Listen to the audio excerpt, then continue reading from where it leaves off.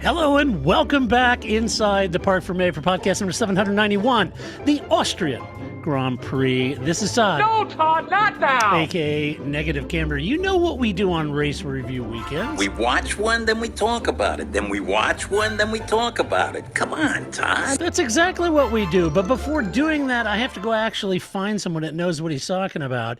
I have to go and find a professional driver. You know who this is. Wrecked from out of the wasteland.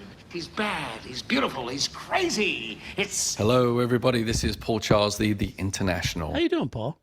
I'm good. Good. Yeah. Good. Finally had a weekend off, kind of. So. Well, don't get too used to it because there's no it's more ramping weekends up. off. Oh, Yeah. it's ramping up, baby. Oh, yeah. Don't worry about that. For like the balance of July, you're racing. Yes, and August. It seems And like August, it's- yeah, right. Yeah. So if you missed the last podcast, Paul and the Heart of Racing team, they're going to the 24 Hours of Spa. Is that the last weekend in July? No, the last week of July is IMSA Road America. So, oh no, you're right. I think it is the last weekend of July. There you Yeah. go. Then we go on to Road America with IMSA, and this weekend is IMSA Lime Rock. Lime Rock. Yeah, so if there's any listeners in Europe that are planning on going to the 24 Hours of Spa, you'll have to go find Paul. Yeah, Tell him hello. And, please do. you know, you can buy him a corn dog or something. I want some Belgian food, There you not go. the waffles. A nice chimay would be good. Yeah, nice to me. Yeah, be skip very the good. food, go straight to Is the that beer. isn't that Belgian food? Yeah, I think so, Yeah, technically. right. It's a little chewy. Yeah, so you had a weekend off, so you did get time to watch the Austrian Grand Prix at the Red Yes, Bull I Ring. did. Yep, sure Yeah. did. That place is like a postcard at Austria. It's It beautiful. is. It's a fun track, It's a little Yeah. different than all the others. It's short, less corners. There's more corners. There's less corners than they say there are, right? Yep. So 6 or 7 of them, and It's a unique thing, kind of like Lime Rock, where we're going next week with IMSA. Very few corners, but it's a discipline that has to be, taken under and tried to achieve. So, it's a fun track to watch. Every car is on the edge, and every corner counts twice as important as any other track because there's so few of them. Yeah. Well, that's what I was going to say. Last year they had 2 races there, and we talked about this last year. There's 6 or 7, corners that an F1 car recognizes, and because there's so few, every one of them has to be perfect, and Yeah. some of them are unsighted, which makes it even more difficult. Yeah. And off camber and those kind of things. There's elevation. There's just a lot going on at this track, and the reality of it is that you have to nail it perfect because there's no recovery zone. It's too Right. short. There's not other 7 or 8 corners to try and cover some loss that you've got in one other corner. So Mhm. it's you stick out like a sore thumb. Yeah. So you've got those corners unsighted, fast. I guess perhaps no wonder there were so many damn white line infractions. Yeah. It's damn white lines. Yeah, I know. Max wasn't very happy with them. Sky Crew, it made some comments. Certainly Martin did. The thing about it is, to me, is that they were calling so many warnings, so many penalties that even the global TV broadcast couldn't keep up with the people that were pitting for penalties. There were just a lot, right? Right. And I've seen a lot of arguments about the whole white line issue is like, no, this is what you wanted. You wanted consistency. White line is consistency. We're going to call it every single white line, every single corner, et cetera, et cetera. You wanted consistency, and this is the only way to do it. You're an F1 driver. You should be able to stay within the white lines. And they all thought this was great. I didn't enjoy it because it's handing out so many penalties you can't even keep up with the broadcast on who's doing what. I mean, even Sky Crew said, well, wait a minute, Lando's up and where? Did he even serve his penalty yet? They didn't even know. Yeah. Right? Even the FIA didn't know. The Gasly Right. had served his penalty. Yeah. Right. I mean, to me, we're just reaching ludicrous speed at that Yeah. point. I agree with Max and Sky. It's easy to sit on the couch and say, just don't go over the line. But when you've committed to a race line through an apex at 130 miles an hour, where your car takes you on the coming out of an apex is where you're going to go. I'm not a driver, Paul, but you've hit a lot of apexes in your day. And when you Right. pick that apex, you've braked, you've hit the apex, you're throttling, you're going to come out where you're going to come out, right? Yeah. I mean, there is a contrary to that, right? It's you go to a street circuit and you come out and you either hit the wall or you don't. And most of the time you don't Yep. hit the wall, right? You adjust your Right. apex speed, your corner angle, etc., to account, give yourself a little leeway where you're not kind of chasing the car out to the edge of the track. But I'm always It's easy to I'm see a thoroughly wall. against, it's either see I'm thoroughly against cutting corners. I'm not so worried about exits of corners. And as we've talked about before, let's just make it so perilous that it's going to be detrimental to your lap time, and then we don't have to penalize you at all. Mm. Right? And you're not talking about sausage curbs, by the way. No sausage curbs. No, we know Right. we know what that's all about. But a couple of these turns, there really wasn't a massive benefit to running out wide. It was, it was just you go into a corner, the car slides out. All of a sudden, you're not expecting it, and it will you chase it up the track, and you end up going over that white line. That's great and all, but the reality is that what happened was we had too many penalties. It's too hard to keep track of. So it's not the right solution. Yeah. The right solution is to let it go and at certain times, or to make the track so perilous that if you do go off, that you're not making any advantage to your lap time, and it should be a disadvantage to lap time. That's the fix for it, not just having a bunch of people do penalties. And when we talk about the penalties, the other thing is I hated these 5-second penalties. Like, you can take the 5 seconds at the end, or you can take the 5 seconds in a pit stop. If you can do a penalty, let's do it in real time during the race so everyone knows where the hell everyone is in position. If it's a drive-through, if it's this or that, then let's just do it that way. But having these penalties hanging over where no one actually knows, even at the end of the race, where everyone actually ended up, is no good either. Yeah. Yeah. It's, and I understand the consistency element to it. I've argued since we began this podcast in 2005, I've argued a long time that I have always said that it would be good for the FIA to have 3 stewards on staff that go to every single race and make all the calls. Mm-hmm. Right. Instead of having all these guest stewards in and them try to interpret a 150-page rule book. So for me, that's consistency. Mm-hmm. That when they start to call, penalties on somebody, from 2 years ago, that consistency, you get that consistency in, for lack of a better term, in refereeing or stewarding a race. But saying that we're going to be consistent and micromanage Formula One to the white line is, to me, it's tedious as hell. Too many penalties, and you can't follow it. And the other thing is, I got an email from this morning. I won't mention names or anything, but they were very upset with the penalty to George Russell. And we actually have a mailbag question about that, I think. But they were very upset, and they were saying, Perez. I'm paraphrasing what they said, but there's Perez said he was way over to the gravel. That wasn't the case. He was barely giving George enough room and all that. But now, wait a minute. If we're going to be consistent, if you've got your nose ahead of the other car, then it's George's fault. Absolutely. Well, no, but there's some nuance to that. There's a gray, no gray areas is like white lines. We all decided that if the nose is ahead, just like last year at the British Grand Prix, Max's nose was ahead. There's no nuance, right? Now, Lewis got a penalty for that, but I'm just making an example. There is, but there's always going to be nuance because the factors aren't as clean cut as that, right? That's exactly right. That's exactly right. And I think that applies to white lines as well. And one thing I wanted to ask you, Paul, is in my mind, the FIA knows these tracks, the teams know these tracks.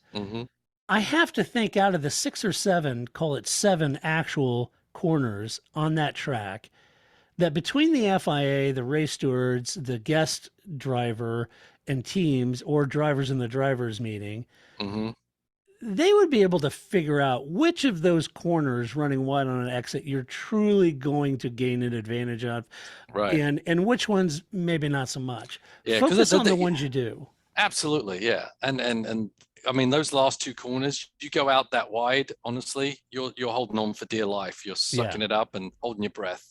That is not somewhere you want to be playing every lap. That's maybe somewhere you're hoping to get away with and not crash, right? So downhill, I would have camera. eliminated them in the beginning. Yeah. Turn one, maybe there's some leeway there, but Turn three. I still think it's easy. Turn three, I don't care, because you got that big curb, and if you get back on that, I mean, it's not easy. So there's a bunch of turns here that I didn't think was an advantage gained by running wide, and so I don't see why they would need to be penalized. But so I don't know. Well, let us know what you guys think. For me, it brought back memories, Paul. You remember a few years ago when we were calling all these ridiculous penalties on changed parts, and some drivers would show up to a Grand Prix before the race weekend even started, and they had a negative 38 grid slot penalty, and it was like negative 30. It doesn't even make sense. And it took an abacus to figure out who started where at the back of the grid based on when they got the penalties and how many stacked penalties they got. I mean, they were starting in a different zip code, and it was just ludicrous. We need to simplify the system. They need to think long and hard, but as F1 has a tendency to do, they overcomplicate everything. Yeah, they do. They always do. All right, let's talk about the race. Let's dive into it and start off at the very top. We'll start off Ferrari, Charles Leclerc at P1, Carlos Sainz at DNF. Let me just say up front that I was a little surprised by Ferrari's lack of degradation versus Red Bull's degradation, given that Saturday Max seemed to be fine. But I'll talk a little bit more about that later. I think in hindsight's a wonderful thing. And I think in hindsight now, I don't know that Max was, doing incredibly well with no degradation on Saturday. I just don't know that Ferrari took the fight to him like they did on Sunday. Exactly. Right? Exactly. Yep. So that's kind of the conclusion I came to, but we'll talk about that more when we talk about Red Bull. Let's jump into Charles, though. Charles passed Max 3 times during the race in cycle for the race win, but it wasn't without drama, Paul, as his throttle pedal wasn't returning to its full neutral state, and he had to lift and coast and shift gears early to limp it home just 2 seconds ahead of Max for the win at Red Bull's track, which is always a bit humbling. You could argue that Charles had been denied at least 3, if not 4 wins this season, of really no fault to his own. And without the win he's had no wins in the last 7 races.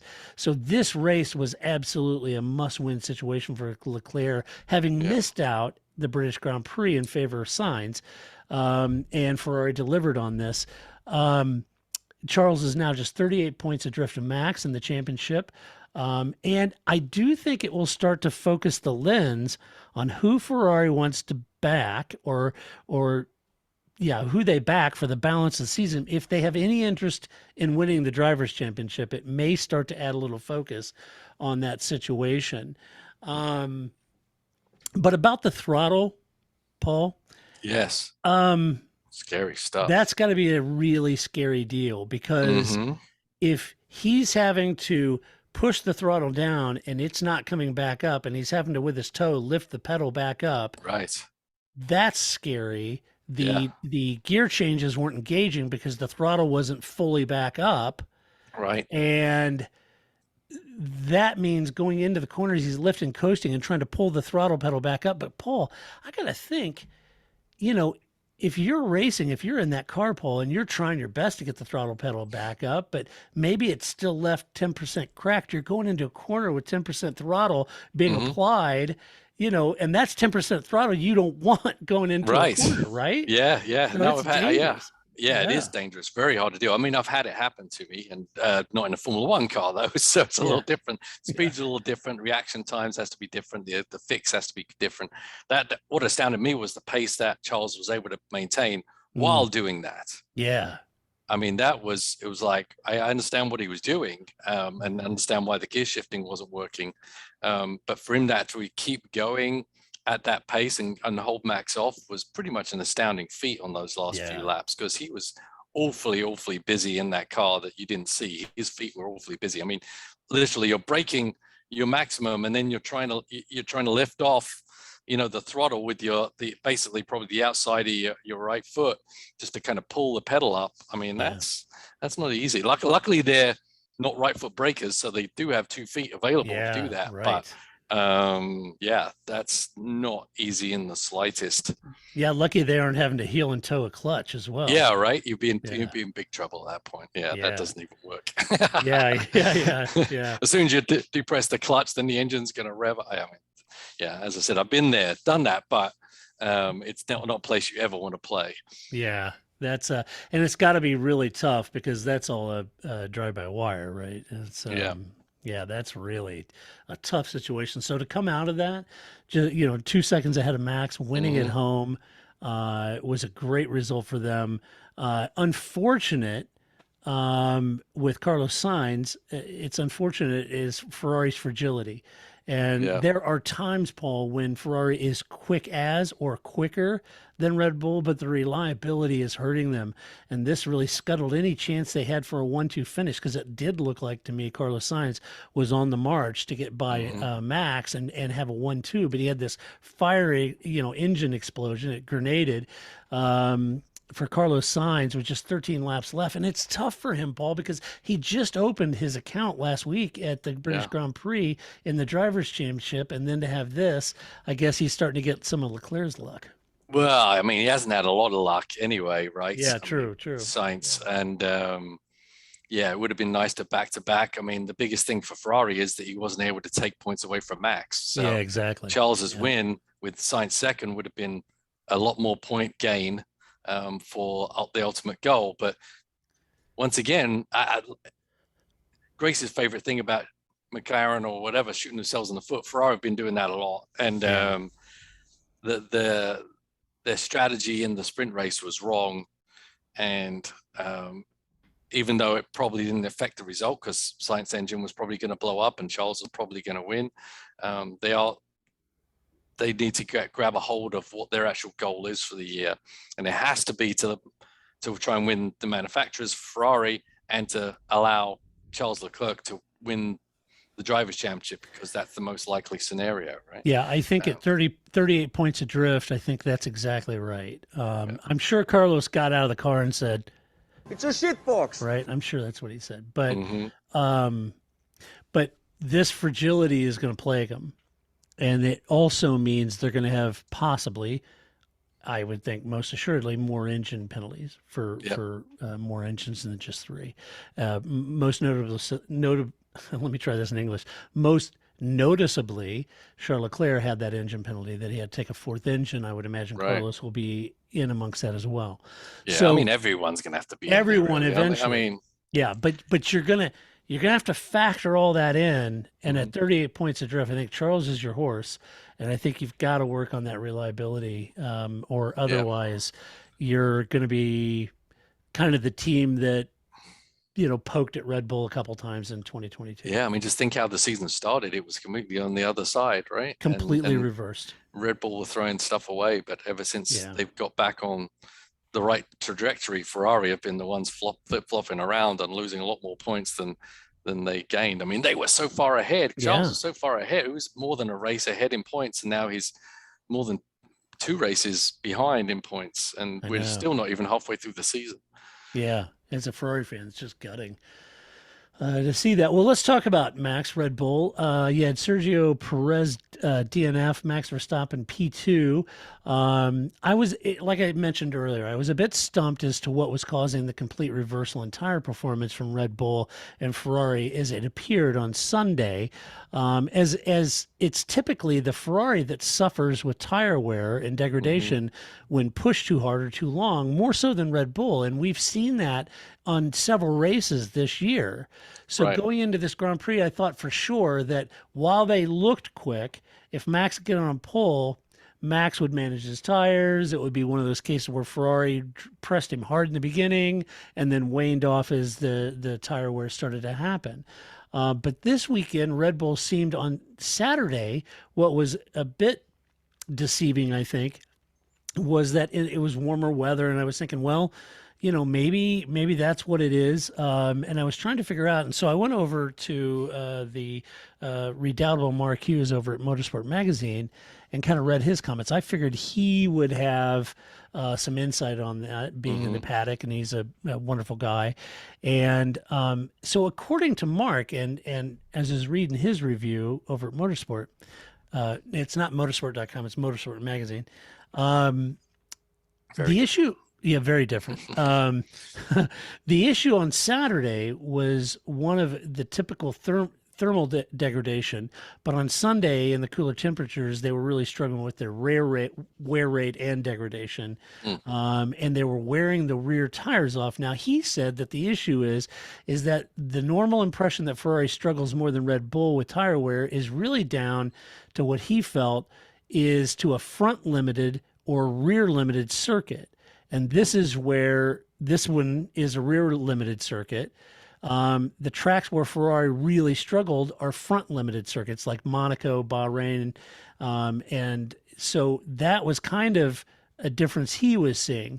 As such, Charles managed to pass Max and hobble his throttle issue home for a much needed win. But there was a moment when Red Bull seemed, they were boxing Max, but there was a moment strategy-wise, Paul, that it almost seemed like Red Bull was marking Lewis, knowing they were going to give up 1-2, and they boxed him covering Lewis, which I thought was interesting. Yeah, they were definitely covering themselves from complete disaster. Yeah. I mean, they kind of gave it up, with the multiple pit stops, and obviously Ferrari followed suit, and because they really weren't under pressure.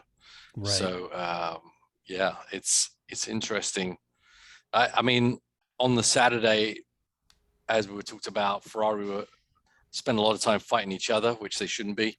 And that, maybe, showed off a shinier Red Bull than actually there was. Yeah. But obviously in the latter parts of that sprint race, it seemed like Charles had the gains on Verstappen anyway. But how about that sprint race? I can't get into the sprint races. Everyone's just basically, I mean, a couple of disasters for a couple of people, and maybe one or two can maybe make up some, but it just doesn't do anything for me, because it's not a race for a race sake. It's a race for a qualifying position. So everyone's being very cagey, very careful, tempered aggression. And that's not how I want people to go racing. Right. They're just trying to avoid disaster rather than try and gain glory. And I like races where you're trying to gain glory, and because it comes up for better racing. I know. I think we may be in minority, Paul, because I think everyone, including all the Sky Sports pundits and everybody, have rubber stamped it. And yep, approved, love it, love sprint races every weekend, should have it. Yeah, I mean, they need to separate this. If they really want people to go all out, they need to separate the sprint race from anything to do with the big race. So whether qualifying from Saturday, from Friday is for the race, and the sprint race is basically just for points. I don't know, but maybe that doesn't work because not everyone gets points anyway. So yeah, and I'm wondering, apart from, as you mentioned, a couple disasters, really apart from that, did it really establish a different starting grid than qualifying would? Not much, some, but not much. Yeah, there's always going to be a little change, but was it entertaining? Yeah, I know. I don't know. I feel like, I was asked about that when I was on doing TalkSport Radio this weekend. And I just feel like they need to do some tweaking to that whole thing. Whether it plays into the World Championship as a points rewarding, whether it stands on its own as its own points rewarding system, which is more geared to the constructors and a payout. Maybe it shares a portion of the prize money. So you get a lump of prize money that's paid out at the end of the year to all the teams based on where they finished, and maybe a portion of that's earmarked for the sprint race points total, So that would make the midfield teams drive a little harder Hmm. if they were getting constructor money, right? It's I still don't funny know. that they don't say race at the end of it. I know. Nope. It's like, come on. I know. It's the sprint race. It's not a race. Let me I think. know. We're starting at a standing start. We're running to a finish. You're I allowed to know. pass, and there's finishing positions at the end. That to me defines a race. I don't That's a care race. what you call it. Yeah. Yeah, it's a race. Mhm. Yeah, it's crazy. Well, as much as Charles managed to pass Max, he got by him. They were marking Lewis, and then the Sainz DNF was a gift of sorts. At that point, Sergio got punted by Pierre. Was it? No, it was George Russell. Sorry, George Russell, yes. on lap one. While then he boxed, but ultimately the damage was too much. He was in the back and had to retire. He had a great start, made up a lot of positions, Yeah. and looked to be a factor. Yeah. And so this should have been a track Red Bull were good at, but instead they opened the door for Ferrari. It's a shame. I feel like, both Ferrari and Red Bull lost one of their drivers. That's unfortunate. It would have been interesting to see what Red Bull would have done with their strategy had Sergio stayed in. Right. That may have been an interesting battle to try to keep Charles Leclerc off Max. Yeah. I'm surprised actually they kept Sergio pounding around there. He was obviously off the pace with the damage. So Yeah. he pounded around for an extra 20 laps or something like that, which is Right. unusual, I think, especially in this world where we're trying to protect our engines. So Yeah, right. yeah, right. it was a little unfortunate, that incident. I don't think George had anything malicious in that contact at all, actually. For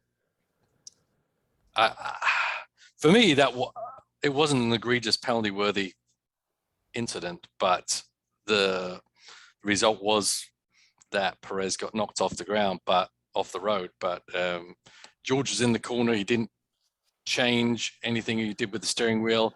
He was trying to give enough room. That just, it was a minuscule amount of movement that created the contact. So I think it was a racing incident, but I guess in the end, Perez got punted off the track. And George was the one that was on the inside. Did Perez give him enough room? Yeah, because there was like 2 more car widths on the inside, right? But when the contact happened, I don't think George was expecting Perez to be coming down at that moment in time. And obviously he's trying to maximize his exit.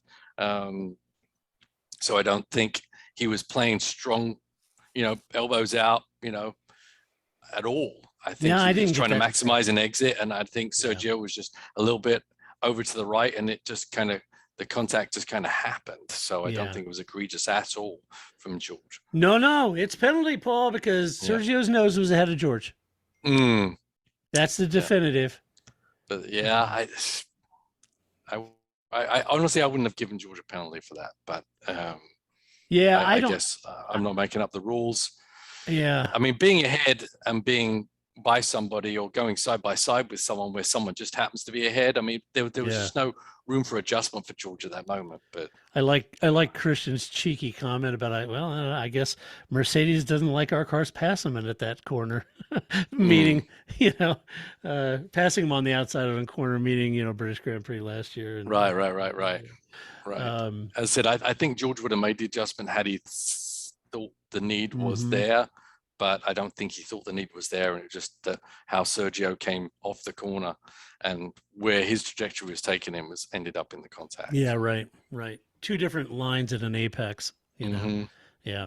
But saying that, if you're passing someone on the outside, it's better to continue on your way than be right all the time.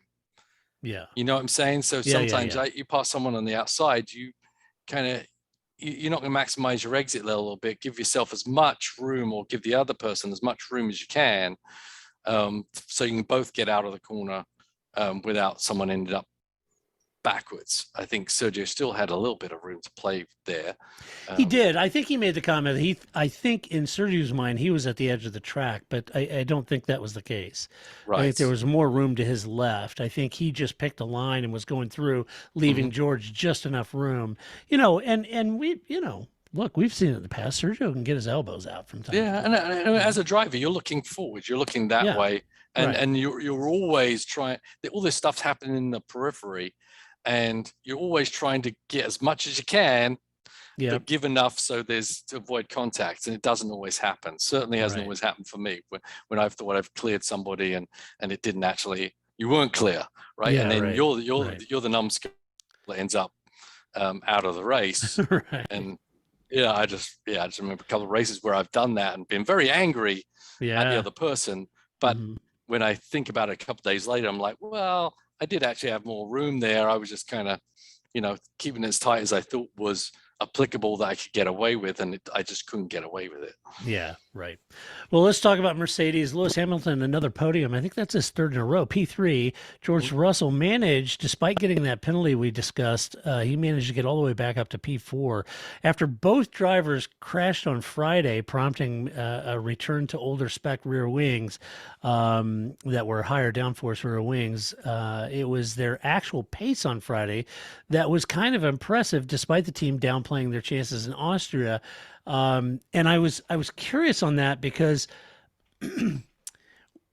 I thought, looking at Friday's pace, I thought, wow, okay, Mercedes actually looks pretty darn competitive. I'm not saying they're going to beat Ferrari or Red Bull, but it does look to be that they're more competitive than what they were suggesting they'd be going into this track. Yeah. And I was thinking they would be more competitive at Paul Ricard and not in Austria. Right. And so I thought, well, that's actually really good for them, right?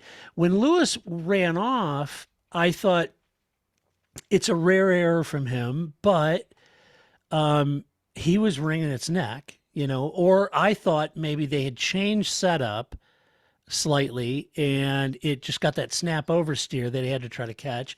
Yeah. And I thought, okay, maybe that's kind of what it was. But then at the restart, George promptly did the same thing, which led me to think that basically both those drivers are driving not 10 tenths, but ultimately 11 tenths. They're driving the hell out of those cars, right? Right. And so maybe that flattered it a little bit. Maybe that made it seem that Mercedes had a little more pace than maybe what they ultimately did, because both Lewis and George were just, taking the cane to those things and whipping the heck out of them. But I mean, it's just not. It's on the edge. All the drivers are spanking these cars for as much as they can, or at least most of them. Certainly up front. It's just the tendency of that car is maybe. It's a bit of a diva, as they always have tended to be, but they've had to have such an envelope of advantage before. They didn't never have to touch to that line, but now they do, to try and get the most out of it. I think they are certainly more competitive. I didn't know what they would have here. It could have been a disaster, and it may not have been. And as you say, I fully expect Paul Ricard with a smooth surface, etc., to help them a lot. But it is a good sign that they were able to get a competitive car while still being off of the front two. A competitive car moving forward, and not a lot of gremlins to fight. And in the race, I think they had pretty decent pace. But I still don't see them being on par with the top two for the rest of the year, really. Yeah. Well, Lewis looked quick on Sunday for sure, but got hung up behind a very spirited defensive drive from Mick Schumacher. Yeah, he must be having fun. Yeah. Still, he managed to score his third podium in a row. That's very good, given that they had to rebuild effectively his car from Friday. So a great point and a great result for him. And then George had that clash, and we mentioned with Sergio, had a 5-second penalty for the effort. Boxed, put on a set of hards, ran along, set a good pace, clawed his way back up to fourth for a good finish, considering that he was back in P19 at one point in time. Yeah, and it was a great idea for them to box early and just get rid of the penalty and just get on with the race. I think that's always good. You don't want that hanging over your head, because you never know what's going to happen in the future with the safety cars, etc. So get rid of the penalty and move on, and maybe they'll spear some advantages later on in the race, which George drove himself to, really. Yeah, I think George had a great recovery drive. Yeah, he did. All the way back up to P4. Yeah, I'm sure Sergio isn't happy with his recovery drive. I'm sure he wasn't. Sergio wasn't very happy at all. Yeah. Well, let's talk about another good drive in Alpine. Fernando Alonso, P10, Esteban Ocon, P5. It was Esteban's 100th Grand Prix. And what a way to celebrate that with a terrific fifth. He had some good battles on track, some good passing. And the team had some good strategy with Esteban. Put him on the right tire, had him in the right sequence, didn't put him out of, into ridiculous amount of DRS training. And even when he did, he got by, made some good executed passes, finished at P5. There's a great result for Esteban. Yes, yeah, absolutely. I mean, always in the thick of it at the sharper end and fighting it out. It was a good weekend all round for Alpine, really. Yeah. Alonso's result didn't quite show it, but the car was pretty handy out there. Well, yeah, Alonso goes from sitting on the grid with tire blankets on, and on Saturday, and then Sunday, he's starting at the very back. Then he felt like he said, "Look, I think seventh, and maybe even sixth was on par for me." But when he put on his set of tires, he left the pit and he had a vibration. And so he came right back in. And so that dropped him back in the order. Otherwise, I believe he may have been there or thereabouts with Esteban. Right. Yeah. It was a little fortuitous with the when he pitted, because that was when the virtual safety car was out. And I don't know if that second pit stop was also still when the virtual safety car was rolling out. I don't remember if the second one was now or not. Yeah, you would have thought so, because he managed to fight his way all the way back to where he did. But yeah, I think maybe it might have been because it was pretty much immediate. By turn 3, he noticed this vibration. Now that's what the FIA were looking at him after the race, because they weren't sure if they had improperly fit a tire. Right. And if the tire didn't leave the pit loose, which is a big no-no and get you an instant penalty. Right. But come to find out, I think Alpine made the case that that's not possible, that they had an equipment failure. And I think the FIA looked at it and determined that it wasn't wobbling right out of the pits. That oscillation didn't really show up until turn 3 or 4 later in the lap. And so they didn't give him a penalty. But anyway, that's what he was struggling with. Otherwise, I do think he'd have been there nose to tail with Esteban. Yeah, no, Alonso was in the fights all day long. It was very entertaining to watch Alonso in this race. And the finger wag was good. The finger wag was awesome. And but he was just on it, man. He was. I mean, he doesn't usually have a bad day, does Alonso? But this is certainly one of his best days, at least entertainment value and showing himself above people who are astounding drivers as it is, really shows something for as old as he is and where he's at, that he's, still got a lot of fight left in him. Yeah, for sure. I think even after the race, he said that's one of his best races. He was really excited about it and said, unfortunately it was 1 point because of the tires, but another great race for Haas F1, Paul. Yes. You had Mick Schumacher in P6, his second point scoring Formula One race. P6. I know, P6. Kevin Maggs down in P8. After a dual points finish in Silverstone, Haas are back at it again this weekend. Another double points finish. Schumacher scored his second points of the season ahead of Kevin, and that's probably good, as the German was frustrated with the team that they didn't reverse the order on Saturday, because he was like, I'm faster than Kevin, reverse this, because Lewis is coming out, and so they didn't do it. But this time, he was quicker than Kevin for sure. For sure, yeah. And the Formula One fans around the world, good on him. They voted him driver of the day. So good for him. Did they really? Well, yeah. Good for him. Yeah. I mean, it's amazing. What's great for them is the car's competitive enough, and Schumacher is able to fight it out with some very polished professional drivers. And I think he's learning a lot. And you can see that in his driving. Being able to fight with Lewis or with Alonso, all these, it's going to elevate you as a driver. You're going to learn things. It's going to give you confidence that now I can be fighting position with Hamilton. I don't need to be coddled anymore. Let me go. And I think it's great that he's saying, Magnussen, get out of my way. I mean, I know that it's not really being insulting, but he's got that bravado in him, which is just going to give you confidence and eyes forward rather than, should I even be here kind of stuff. And I think he's really exactly. And people were even questioning at the beginning of the year, and I didn't. He had a few instances. Schumacher, is his ride in jeopardy? Right. Hopefully, I didn't see that he warranted that, but I definitely enjoy watching what he's doing, and I think he's definitely progressing very well in his racecraft.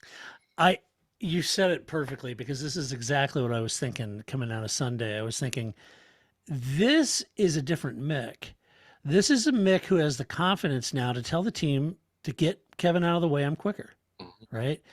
And I got to thinking about his journey in F1. If you think about it, I don't think Mick learned very much at all trundling around with Nikita Mazepin in the back, right? Nothing. But this year he's been with Kevin Magnussen, who knows how to hustle a car and knows his way around a race. And I think that's been a terrific benchmark for Mick. Yeah. To your point, racing and defending against the likes of a 7-time champ, a 2-time champion, Alonso, Vettel, having that mentorship with Vettel. I think this year, and most recently from the British Grand Prix, and I hope he continues this, but I think he's a little punchier. He's a little more confident in his ability. And to put together a P6 finish, I think it's fabulous. It's terrific for me. It just makes you a better driver. And I think Magnussen is the perfect teammate because Magnussen is a no bullshit guy. That's right. And he doesn't care, and he'll just, he'll drive the wheels off something, and he's not going to be cagey like some other drivers are going to be, and that's perfect for Mick to feed off of. Yeah, because Kevin doesn't give a tinker's damn if it's Lewis Hamilton behind him. Couldn't care less. That's just how Kevin's wired. Now, to his credit, he finished P8. Now, he was nursing an engine issue for most of the race, and he said he was praying that it just wouldn't blow up during the race like Sainz did. It didn't, and he said it was a terrific weekend, great qualifying sprint and race for the team. And I agree. I think it's a great result for Haas. Very excited for them. Yeah. And hopefully they can continue this and kind of get back in the points paying position because they Now when did they get their upgrades, or are they still waiting? I don't think they have been upgraded. Yeah, crazy. I think in the British Grand Prix didn't Gunther say we haven't done anything to the car. So maybe the tracks are coming back to them. I don't know. It's pretty impressive if that's the case. Yeah. But you got to think that it's a combination of elements. They're getting the reliability, they've got the pace. Mick's raising his game. He's kind of, it's the chrysalis into the butterfly, and maybe this, things are starting to gel a little bit. Let's hope so. Fingers crossed. Yeah. Let's talk about McLaren. Lando Norris in P7, Daniel Ricciardo P9. It was a tough weekend for McLaren, especially in qualifying, but they did recover during the race for a dual points finish. That's good. Lando had a good race despite those track limit issues, which we spoke about. He did get a 5-second penalty. Nobody knew if he served the penalty or not, except for McLaren and Lando, and they knew they served the penalty, and he managed to claw back to P7. I think it's good. Dan said he struggled with his front left all day long for whatever reason, and but managed to get a couple points in P9. But tough weekend for them though. Yeah, weak race for McLaren for sure. Driving under those track limits, the axis coming down kind of thing doesn't help much much. And but I think Lando probably got the most he could out of the car in the comeback. But Daniel, I just don't even know. As you said, it's a real limited track, and he's having a problem with the front end of the car. So what do you do? I really don't know what's going on there, but we know that Colton Herta's testing McLaren for 2 days this week. So he may have I know me and the hard racing drivers were discussing this at the last race. They were like, "Oh, well, Ricciardo's got a contract for next year." I'm like, I don't really see that panning out. Yeah, I don't. The McLaren have too much to lose by carrying a driver for another season just for an obligation of a contract. Yeah, and I think Zach would like to have a couple of young hot shoes in there if Daniel's going to be constantly operating at the fringes of a point. I think maybe that's what. For whatever reason, I don't understand it. I don't either. I think Daniel's been a great driver, so I don't know where it's gone. But if it is gone, there's a pattern there at this point where it's not just this isn't the right track, or it's a full season thing. And Lando's showing him up pretty rotten. Yeah, for sure. Alfa Romeo, Valtteri Bottas, P11, Zhou Guanyu, P14. After experiencing a double DNF last outing, bringing both cars home was a good sign. Joe felt like he had a lot more potential in his car. He just wasn't happy with his race or his results. Said that he was stuck in a DRS train, didn't like the hards. He said, but once he got back on the mediums and he can make some progress, those hards just did not work for him. He felt much better on the mediums. It was unfortunate. But thankfully, he's here to race after last weekend. Yes, for sure. He's all in one piece. Yes, exactly. And for Valtteri, he was looking for a point in the end. Unfortunately, Paul, Fernando had those fresh tires. He just couldn't hold the wily veteran off and fell out of the points. Yeah, and Valtteri had a pretty good race, pretty competitive race, but he had to start from the back again. So in the same place as Alonso, just not with an Alonso car. Yeah. But in all, it was pretty good effort by Valtteri, I would say. Right. Williams, Alex Albon, P12, Nicholas Latifi at DNF. Alex, he didn't get the new upgrades due to the incident last week in Silverstone. So this week was the first time he got to check out the new upgrades on his car. He said is definitely an improvement, but he said that it was very peaky. The aero was very peaky. Kind of threw him off a little bit this weekend. They need to work on that and build a little comfort level with the new aerodynamic performance of the car. So he's got to work around that. Latifi had floor damage, retired the car with a DNF, but still, Alex, hung in there, got up to P12, not points, but still probably delivering performance in that car. That clearly his teammate is not. Clearly. Yeah, I think they're throwing Hail Marys at every race. Yeah, with the Williams car right now. They don't really expect a lot of performance out of it, and so they're throwing Alex in amongst it sometimes, and hopefully some crazy strategy will get him back in the points. But that's kind of what their approach is to the weekends. Yeah, so not a great place to start from, I don't think. No. And also not a great place for Aston Martin. Lance Stroll down in P13, Sebastian Vettel P17. Seb was trying to find points, but he got punted off by Pierre Gasly. That left him at the back, tending his bees, apparently. So he's at the very back, at the caboose of the track, managed to get to P17. So a bad, tough race for him. Lance said it was very tricky to keep the faster cars behind him. When you're in slower car, it tends to be. Yeah, that's kind of that comports. He ultimately settled for 13th. It seems, I don't know, things just seem to be going from bad to worse, especially for Lance over there. And I hope the team can get it turned around. Yeah. Maybe less fun helmets and more nose down and go for it. Yeah, they're a bit lost right now, and Vettel seems to be a punching bag for other people. He does. He seems to be pretty nonchalant about it, though. He's pretty calm when someone punches. Yeah, say penalty. Yeah, that's a penalty. That's a penalty. Okay, go. Let's keep going. He's not too stressed. That's quite a departure from the old days. I'm out. Crash. Somebody hit me in the rear, turn 2, and then somebody hit me in the rear again in turn 3. For sake. That's the Seb we know and love. Where's that Seb? Yeah, may show you something about his approach to racing at this point, at least racing in F1. Yeah, I think he was much happier driving a Williams FW14 than he is an Aston Martin. Yeah, see, that's my thing. That's why I, if I'm Aston Martin, I like Seb as much as the next guy, but I don't know. Mm-hmm. Food for thought. And then finally, we got AlphaTauri, Pierre Gasly, P15. The Ukester, Yuki Tsunoda down P16. A brutal weekend for the team. I'm not sure what's happening with Pierre Gasly. Maybe it's just a case he's trying way too hard in a car that has little interest in actually racing. I don't know if that's what's causing it. I don't know what's going on with Pierre. Starting to get a lot of down faces about Pierre based on his performance last year. It's quite a departure, Paul. Yeah, it is. It is. It's a shame. We know he's fully capable, so I'm not sure what's going on with the car or the team. But a couple of errors, as we've seen, have caused damage and basically completely eliminated a whole race weekend for him.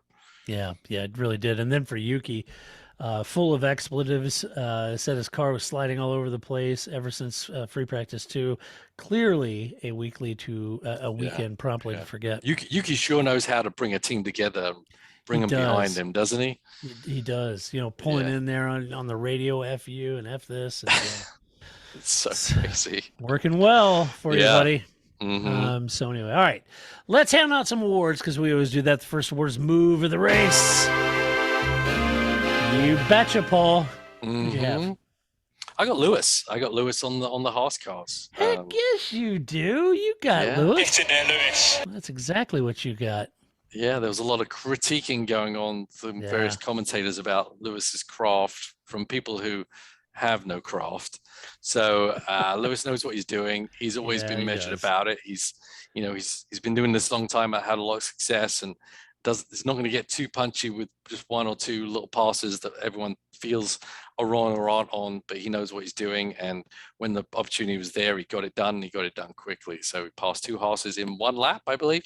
Yeah. And the second one was in a place not many people pass. So let's just hold back on Lewis doesn't know how to pass or is too timid for the future here. That isn't how I would describe Lewis when it comes to passing. Yeah, I had that whole sequence on lap 24 where K-Mags and Lando passed Joe, Alonso, and Mick, and all those cars were stacked up, and then Kevin goes right around and Lando right with him. Yeah, just waiting for the disaster to happen. It never actually did it? Yeah. I know. They were like 4 or 5 wide, going down the straight, and it was it was a lot of fun to watch that. And I kept thinking that it would have been Lando's completely had he passed Joe, Alonso, Mick, and Mags all at that one shot. He ends up coming out behind Mags and then eventually got around him. I thought that was great. Yeah, it was. That was fun. Good fun. Fun race, really. Yeah. It was. It was a lot of fun. I enjoyed the race quite a bit. All right. Next award is Donkey of the Race. We'll do it live. Oh, yeah. Who'd you get, Paul?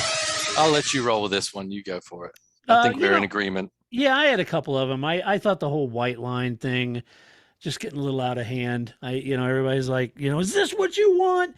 And there's a lot of people now sort of rubbing everyone's nose in it too, So from the camp that I'm in, which I think it's too much, you need to assess which corners are most likely to gain a serious advantage. Right. Keep an eye on those, but the other ones, it happens from time to time unless it's egregious calling. Yeah. But peed me off was when Sainz was it on Hamilton where he got back. Was it Hamilton at the start when he went on the outside of one? Yeah, and launched off it. Yes, and didn't get a penalty for that. Right. I saw that more penalty worthy than any white line infringement, quite honestly. He gained a lasting advantage. He gained the lasting advantage. Yeah, it may not be an immediate advantage, but it was absolutely an advantage. It was, and an advantage for position. Yes, exactly. So I don't know. I understand that there's a lot of new viewers to Formula One, and I get that, and they're all thinking, well, gosh, this just seems. I get all that, folks. There is a nuance to racing, and this is what's always been, difficult about trying to micromanage Formula One. It's easy for me to sit on my couch and say, that's crazy. Lando should just keep it in the white lines. I'm not going 150 miles an hour on my couch. Picking an apex, braking, and trying to carry as much rolling speed as you can, coming out of that apex and the trajectory, and with a big fender now over the front wheel that I can barely see a white line to begin with, right? And I think, that's easy for me to sit back and hurl stones at him, but I just think that's ludicrous. I also think I don't even know what happened. I saw a lot of tweets on social media. If there were trolls in the grandstands doing the things and saying the things that's just silly. Nobody wants that. And sounded like Lord of the Flies. It did. I don't know what prompted it, why it happened here. Does it happen everywhere? It just I don't know what happened for sure. Yeah. So I did appreciate, the ever so eloquent Toto Wolff telling those kind of fans to F off. Ninja. I thought, that's well put. I did appreciate it because I think it is important. And Toto made a point. So wait a minute. And so did Sky, the broadcast. They said, no, wait a minute. You do have some idiots out here doing this. That's completely vile, unacceptable, intolerable. And Formula One is working with promoters and event security to try to figure out what happened there. Yeah. But as Toto said, this is not reflective of the 99.9% of the fans that are all here who are having a wonderful time supporting their drivers. And I think as all, obviously we know Formula One has a big resurgence of popularity. Yes. And with that, you will then draw in people that aren't necessarily fans of the sport, but are there. Oh, it's Formula One. I've heard about this. Let's go do this. That kind of comes part and parcel with it, right? It's people that don't care. They're not fully vested in Formula One. They're just there for the event. And so you are going to draw different people that are literally not the kind of people you want. And that happens with any sporting event, concert, whatever. So yeah, we need to find a way of eliminating those people from coming out, but it's very, very difficult the more popular sport is and the more people actually come through the turnstiles, right? Yeah, there's a lot of people saying, yes, this is like football, meaning soccer for Americans, but football, fans, some of their behavior. And I was like, no, wait a minute, not West Ham fans. Well, actually, it may be West Ham. Either that or Tottenham, one or the other. I'm not sure. West Ham are like little angels out there. Yeah, right. but like soccer hooliganism, a lot of people, they attach themselves to a team, but they were there for the fight.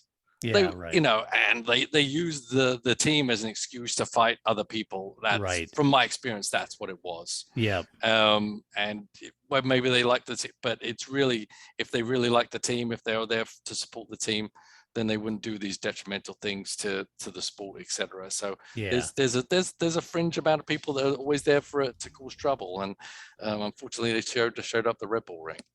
Yeah, there's not really a place for hooliganism, in F1. It really shouldn't be tolerated for sure.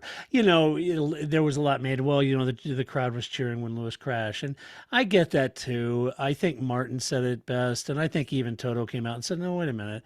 There was a lot of that at the British Grand Prix when Max, crashed too." And I was glad he said that because there's some video of that, but.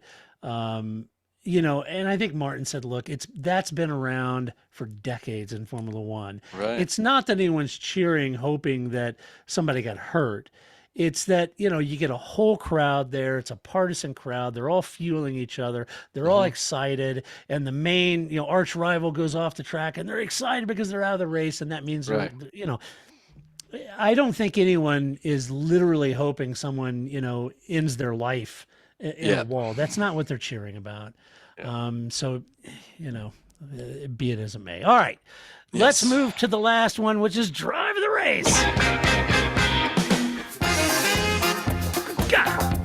Yes, Paul, drive the race. I got to give it to Alonso, man. It's a good I shot, loved Paul. his race. I haven't had time to jump back, and I do like to do it sometimes and ride along. Yeah. But everything I saw from Alonso was just top notch. Alonso at his best. It was so entertaining. I loved it. Yeah, it was great. I picked his teammate, Esteban Ocon. I thought Ocon had a great race. Good strategy, great race, good pass. You got to execute, and he did. And I thought it was great. So that's my pick. Certainly you could pick Charles Leclerc for nursing that throttle home. I think that's a worthy pick, no doubt. For sure. I think that's good. You could pick Mick Schumacher, who had a great race to sixth, right? Sure did. Fighting amongst giants he was. Yeah, absolutely. Yeah. So I think there's a lot of choices to be made there. As we said, we enjoyed the race. It was a great race, and so there's a lot of great things going on, and there was a lot of great drives. Yeah, a lot of fun. Yes. All right. Let's do some mailbag. You've got mail. All right. First up, Dan Cockerill asked this. Hello, Todd, Grace, Paul. I don't understand how Russ only got a 5-second penalty for his contact with Perez when others, such as Silverstone last year, got Lewis, he got a 10-second penalty. What justifies 5-10 drive-through or other penalties? Is the severity of the collision or the danger that could have been? To me, the accident was as bad as Red Bull was quicker than Mercedes, and that cost them a point and Perez possibly a high finish. I agree, Dan, in that it's difficult to know. I would say if you've listened to the podcast for you may not have, and that's okay too. I don't blame you. But Grace and I have argued in the past quite a bit that we shouldn't be penalizing outcomes. Mm-hmm. That's not, you say, okay, well, this happened and they promptly jumped out of the car, so he's okay, everything's fine. versus, oh my gosh, he really got his bell rung, or it took, he hurt himself. So that's a more egregious penalty. Right. So we got to be careful about doing that. Penalties should Or be avoid it penalties. at all costs. is what Or we should avoid do. it. Yeah, because penalizing outcomes isn't the way to go about this. Mhm. The stewards have a choice. They have a set of options that they can hand out. It could be a 3-second penalty, 5, a drive-through, stop and go. These are the allowed, or I'm sorry, 5, 10, or stop and go, or drive-through. These are the penalties they are allowed to mete out for infractions that might happen during a race. So they have those choices. And I assume, Paul, that they probably gave the penalty based upon the very nuances that you discussed when we were talking about George's incident. They may have looked at it and said, yeah, technically, I think we could see a penalty. It's probably a 5-second penalty because it was closer to a racing incident. I'm assuming it's within their judgment to determine the severity of that penalty, and they didn't feel like it was as egregious as a 10-second or stop and go. Yeah, I think the difference between the Lewis one and the Max one is when and where that incident occurred, and this happened in the first lap of the race, and it wasn't as I said, I don't think George really did anything wrong. It just didn't work out in his favor. Yeah, but he right. was the one that initiated contact, so they had to give him something. So they used the minimum. Yeah, So right. And as you said, Paul, if you were the guest steward, you wouldn't have recommended a penalty for it. I wouldn't have, but Yeah. I wouldn't do a lot of things they do. Yeah, I wouldn't either. So, I wouldn't either. but sometimes you're pigeonholed into where the rules are, right? I mean, Right. sometimes I've had to, a few times I have had to steward a race. I had to. This is the rule book. This Yeah. isn't what I want to do, but the rule book is what it is, and everyone went into the race accepting the rules that are written in the book, Right. and so you have to apply those. Your job is to apply the rule book, not to apply what you think or feel should or shouldn't happen. Yeah. Right. Exactly. Yeah. Great question, though, Dan. And Dan, I answered your other question in the mailbag section. So hopefully I answered. If not, let me know. Okay, and then finally in the mailbag, Mr. Jury asked this. A recent change to the F1 technical regulation states that in races where the ambient temperature is higher than 30 C, the regulations of fuel can now be chilled to 20 C. Firstly, I had no idea the fuel was chilled, so I find that interesting. And secondly, what is the advantage or disadvantage of doing so? So the fuel... it's a good question, Dan, and I'm going to try to make this as short as possible without getting into like the molecular structure of fuel. But the short answer of that is that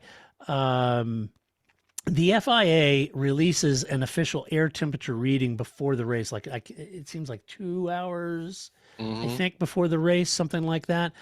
They release an official ambient air temperature number. That number is established, and so they measure the fuel temperature live in the car through the fuel flow valve, and the temps can't be more than 10 C lower, and as you mentioned, 20 C where it's higher, right? Than the ambient air temp that they establish with that reading. So the reason is because cold fuel is more dense than warm fuel, meaning you can get more fuel in because it's more dense. That's why they don't measure fuel in F1 cars by volume. They measure it by weight, right? And that's why, and with colder fuel, you can get more fuel in the car. So that's how they measure it. And what I mean by volume and weight is, not to patronize, but they don't measure saying, oh, that car has 20 liters of fuel or whatever, they measure it's 110 kilograms of fuel, right? And so that's why they do that. So yes, there is an advantage to chilling your fuel because it's more dense and you have more fuel in the space. Hope that answers the question. Yes, hope that answers. So, all right, that does it. Paul, you get a break, and you're going to need it because you're going racing. I'm going racing. I don't get a break, but I get a break from the podcast. Yes, you get a break from the podcast. Yeah. You're like, don't call me again, man. So anyway, good luck at your race, and then we will be back, you and I, to discuss the French Grand Prix at the mighty Paul Ricard, and we'll see how Mercedes does. I suspect they'll do better, but we'll see. That'll be interesting. All right. Until that time, be sure to stop by the website, theparcferme.com. Share your opinion. Tell us what you think about this race. And if you like the podcast, go over to Apple's podcast on iTunes. Give us a favorable review. Share the podcast with your friends. Tell all of your friends about the podcast. A huge thank you to our Patreon supporters. We could not and would not do this podcast without you. And that is a simple truth. That's the reality. So without our Patreon supporters, we would not be able to do this. So if you find one of our Patreon supporters, pat them on the back. If you're interested in becoming a Parc Fermé Patreon supporter, all you have to do is go to our website. On the right-hand side, it says support us. You click on that link and you can support us there. So we'd really appreciate it. And until next week, when I find Grace and we come back and talk about all the Formula One news, Paul, thank you so much for coming on and sharing your opinion. And good luck at the next race. Did you say it was Lime Rock? Lime Rock. Yes. GTs only, none of this DPI stuff. Yes. We're going to be at the front. That's we actually right. might get TV time probably. You won't be punted and kicked and bullied by the DPIs. No, none of that this week. It's going to be awesome. So number 23 and 27? Yes, sir. That's awesome. All right. Well, until then, until next week, when I come back and do it all over again, this is Todd, a.k.a. Negative Camper, saying so long. That's it, man. Game over, man. It's game over.